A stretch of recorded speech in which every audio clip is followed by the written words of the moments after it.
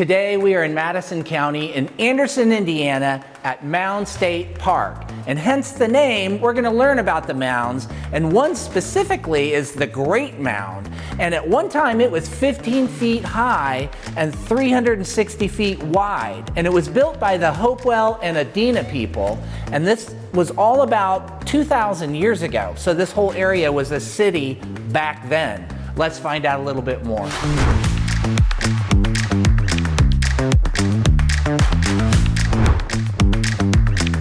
Tell me a little bit about Mounds State Park and what people can see here, what kind of wildlife they'll see here, what kind of scenery.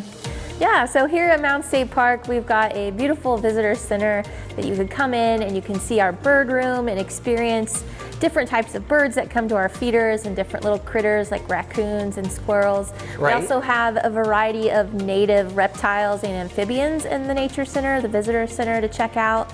And then if you're out and about in the park, we've got great trails. Trail 5 is a great one. It takes you the perimeter of the park itself. Right. And right through the mounds. It takes you past the Bronnenberg House, and it's just a beautiful hike. So there's a lot to do here at Mounds. Yeah. Okay. Well, you know, hence the name Mounds State Park. What are the mounds? So the mounds, there's 10 of them here at the park, and they are earthen mounds. So they're made from basically soils and other things kind of packed on top of each other. And they were used for ceremonial purposes by the Adena and the Hopewell about 2,000 years ago. So what would they do, you know, kind of in and around and on the mounds? What was that like daily, you know, or what was the purpose of them?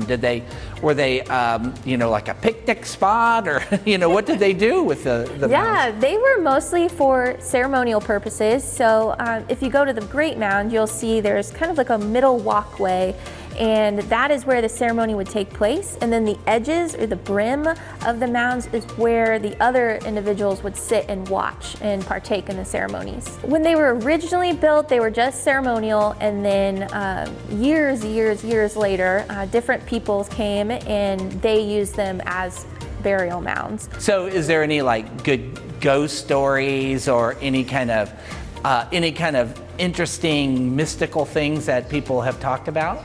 I've heard that, you know, some people feel different types of vibrations, especially when it aligns with the solstice. And then really the only other kind of ghost-like stories we have is with the Bronnenberg House itself. People say they see people in the windows all the time, so yeah. Have you seen people in the windows? I personally have not. I don't know. I think you're hiding something there.